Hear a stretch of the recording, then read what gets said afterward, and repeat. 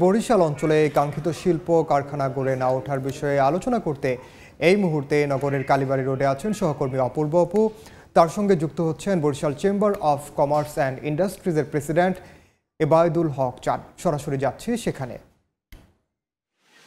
এক পদ্মা সেতু বরিশাল সহ গোটা দক্ষিণ অঞ্চলের সড়ক যোগাযোগের মাইল ফলক স্থাপন করেছে। কথা ছিল এই পদ্মা সেতুর পরপর অর্থনীতির গতিপথ পাল্টে যাবে এই অঞ্চলে। তবে কার্যত এখানে কোনো শিল্প কলকারখানা গড়ে উঠছে না, এ নিয়ে নানান অভিযোগ রয়েছে ব্যবসায়ীদের মাঝে। এই বিষয়ে আমরা আজকে বিস্তারিত কথা শুনবো বরিশাল চেম্বার অফ কমার্সের প্রেসিডেন্ট বীর মুক্তিযোদ্ধা জনাব এবায়দুল হক চান ভাই, আপনাকে স্বাগত জানাচ্ছি। সেই সাথে জানতেই চাচ্ছি কেন আপনারা বিনিয়োগ করছেন না, কেন শিল্প কলকারখানা গড়ে উঠছে না বরিশালে, প্রতিবন্ধকতাগুলো কোথায় রয়েছে?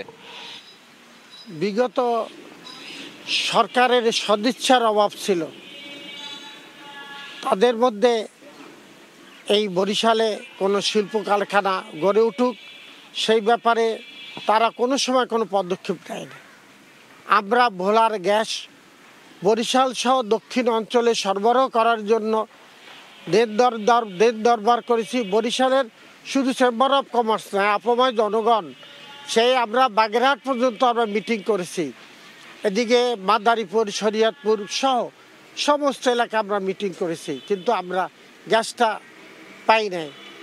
পদ্মা সেতু জন্য আমরা আন্দোলন করেছি, প্রায় 9টা ডিস্ট্রিক্ট আমরা একত্রে আন্দোলন করেছি পদ্মা সেতুর জন্য। আমরা পদ্মা সেতু পেয়েছি, কিন্তু পদ্মা সেতুর পরে আমরা এই যে 4-2 লেন রাস্তা, এটা এখনও বলবৎ রয়েছে। ওইটা 6 লেন করা প্রয়োজন। ওইটা প্রতিদিন একটা করে অ্যাক্সিডেন্ট হয়।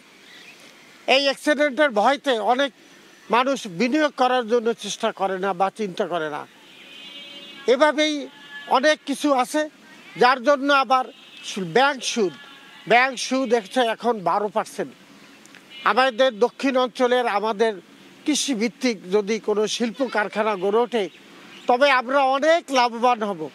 তারপর যদি গ্যাসটা যদি আমরা ভোলা থেকে গ্যাসটা পাই তবে আমরা অনেক উপকৃত হব, যে আমরা ব্যবসা বাণিজ্য করতে পারবো, গ্যাসের মাধ্যমে আমরা ইন্ডাস্ট্রি তৈরি করতে পারবো। আমাদের সমুদ্র বন্দর আছে, পায়রা সমুদ্র বন্দর আছে, ওই জায়গায় আবার পটুয়াখালীতে আমাদের তাপ বিদ্যুৎ কেন্দ্র আছে। আমাদের বিদ্যুতের সমস্যা নাই, আমাদের গ্যাসের সমস্যা নাই, আমাদের শুধু সরকারের সদিচ্ছা। আমি বর্তমান সরকারের প্রতি আহ্বান জানাবো, বিগত দিনে আমরা যে সমস্যার মধ্যে ছিলাম সেই সমস্যাটা আপনারা সমাধান করেন। আমাদের এই আপনারা সরকারের সাথে কথা বলবেন, কিন্তু একটি প্রশ্ন করতে চাচ্ছি যে এখানকার চেম্বার অফ কমার্স গুলো কি করে? তারা তো ব্যবসায়ীদের নিয়ে কাজ করার কথা, কিন্তু কার্যত বরিশাল চেম্বার অফ কমার্সের বিষয়ে কিন্তু অভিযোগ রয়েছে তারা প্রকৃত অর্থে ব্যবসা বান্ধব নয়। আপনি এটা একদম ভুল কথা বলছেন। আপনি একজন সাংবাদিক, আপনি দেখেছেন এই পদ্মা সেতুর জন্য একটা কমিটি করেছে। আপনাদের সেই সাংবাদিকদের মধ্যে মিন্টু দাস ছিল, সে মরহুম, তাকে নিয়ে আমরা কমিটিটা করেছিলাম। সে ছিল সদস্য সচিব, আমি ছিলাম কনভেনার। সেই পদ্মা সেতু, সেই ভোলার গ্যাস, বরিশালের উন্নয়নের জন্য, বরিশালের টার্মিনালের জন্য, বরিশাল থেকে কুয়াকাটা যাওয়ার জন্য আমাদের 7টা নদী পার হতে হইতো।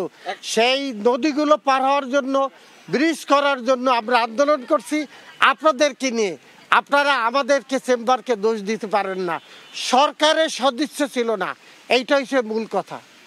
একদম আমাদের সাথে বরিশাল চেম্বার অফ কমার্সের সভাপতি, তিনি দাবি করেছেন যে সরকারের সদিচ্ছা থাকলেই কিন্তু আসলে এই অঞ্চলের যে এখন পিছিয়ে রয়েছে অর্থনীতির দিক থেকে, শিল্প কলকারখানার দিক থেকে, সে দিকটাতে আসলে এগিয়ে যাবে। আপাতত আমার কাছে সবশেষ এতটুকুই খবর ছিল। সরাসরি যুক্ত ছিলাম বরিশালে।